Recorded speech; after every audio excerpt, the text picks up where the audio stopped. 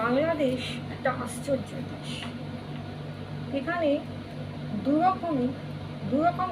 ধরনের মানুষ পাওয়া যায়, যেটা অন্যান্য জাতিতে বাঙালি ছাড়া খুব বেশি পাওয়া যায়। উদাহরণ দিই, যেমন এদেশে পাওয়া যায় মির্জাফর, আবার এদেশেই পাওয়া যায় সিরাজউদ্দৌলা, এদেশেই পাওয়া যায় মীর মদন মোহনলালের মতো যোদ্ধা, আবার এদেশেই পাওয়া যায় ব্যাক স্ট্যাবিং করা নন্দলাল। এটা সব বাঙালি একটা অদ্ভুত চরিত্রের মিশ্রণ। সবচেয়ে বড় দেশভক্ত যদি হয় বাংলায়, তো সবচেয়ে বড় বিশ্বাসঘাতকও বাংলায়। বর্তমান সময়ে দাঁড়িয়ে ইতিহাসের এই চরিত্রগুলো খুব মনে পড়ছে। কেন পড়ছে আপনারা সবাই জানেন, ব্যাখ্যা করা দরকার নেই। একবার ভাবি যে হিস্ট্রি অলওয়েজ রিপিটস ইটসেলফ, একটা কথাই আছে।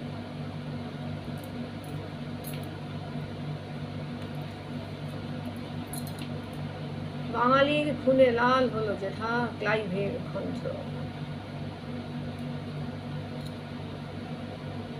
কিছু মনে পড়ছে বাঙালি? Palashi, Mir Jafar, but always we are blaming on Mir Jafar. Why? আরো বড় মাপের ছিল কৃষ্ণচন্দ্র, রায় দুর্লভ, রাজবল্লভ, কৃষ্ণবল্লভ। লোক তো সবার ছিল। মির্জাফরের নামটা কেন বেশি হাইট জানেন? কারণ মির্জাফর গদিতে বসেছিল, আর বাকিরা, কৃষ্ণচন্দ্র তার রাজত্বে চলে গেছিল, নবাবই সে চায়নি, আর বাকিরা ফাইট করেও পায়নি। অপরদিকে শাহ আলম আর সরফরাজ খানের যুগ্ম অ্যাটাক মির্জাফরের ভিত নড়িয়ে দিয়েছিল। তার থেকে বেশি নড়িয়ে দিয়েছিল তার ছেলে মিলনের মৃত্যু। বাপকে ছাড়ে না কথাটা যদি 1% সত্যি হয়, তাহলে মির্জাফর হচ্ছে তার সবচেয়ে বড় এক্সাম্পল। পরবর্তীকালে তার জামাই মীর কাসিম, তার মেরুদণ্ড বলে কিছু ছিল। তিনি সেন্ট্রাল ফোর্স বা সেন্ট্রাল পাওয়ারের প্রতি অনুরক্ত ছিলেন। তিনি ইংরেজদের বিরুদ্ধে যতটা সম্ভব বিরোধিতা করা যায় ততটা করার চেষ্টা করেছিলেন। অন্তত মির্জাফরের মতো তার নাম আমরা ন্যাক্কারজনকভাবে নিই। মীর কাসিম বাংলার শেষ নবাব। স্বাধীন কতটা এ নিয়ে অবশ্য আছে, আপনার মতবিরোধ আছে। স্বাধীন নবাব শেষ সিরাজউদ্দৌলা, মীর কাসিম হচ্ছে বাংলার শেষ নবাব। আচ্ছা, অনেকেই ব্যাটল অফ প্লাসি বা পলাশীর ব্যাটেলকে মনে করে আলটিমেটাম, বাট না, পলাশী আলটিমেটাম না। আরো একটা যুদ্ধ হয়েছিল, মনে পড়ে? সরফরাজ শাহ আলমের সেই জুটি গিরিয়ার যুদ্ধে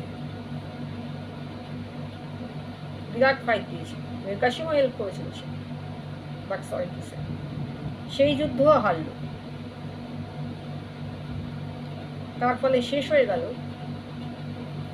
স্বাধীনভাবে বাঙালির বাংলা শাসন করার শেষ চেষ্টাও হল। মীর কাসিম অত্যন্ত হতদরিদ্রভাবে মারা গেছে। এক নবাব, তার পরিণতি হয়েছিল দুঃখজনক। তবুও মীর কাসিমের ফাইটিংটাকে আমরা ইতিহাস মনে রেখেছি।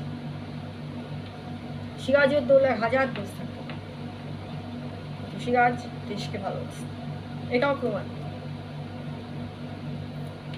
আরে কথা বলুন তো, সিরাজের যে দোষগুলো আমরা সামনে আনি, কোন শাসক আছে এই দোষ থেকে মুক্ত? আমার তো মনে হয় না। সিরাজকে হাইটটা বেশি দেওয়া হয়েছিল, কারণ বদনাম করাচ্ছে। সিরাজ বদনাম হলে অপোজিশনের সুবিধা। সিরাজ খারাপ ছিল, কিন্তু তার মধ্যে যে ব্যাডনেসগুলো ছিল, তা নেই এমন শাসক ওটা ইতিহাসে পাওয়া যাবে না। খুঁজলে খাজলে পাওয়া যাবে, খুঁজলেও পাওয়া যাবে, প্রায় সবারই আছে।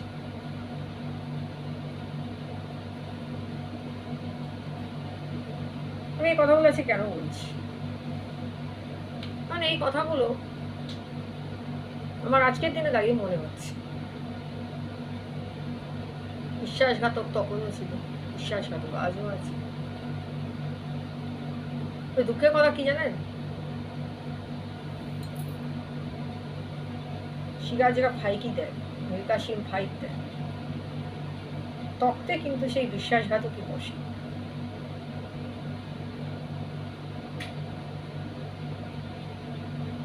এটা ইতিহাসের দুর্ভাগ্য, আমাদের দেশে কিছু করার নেই।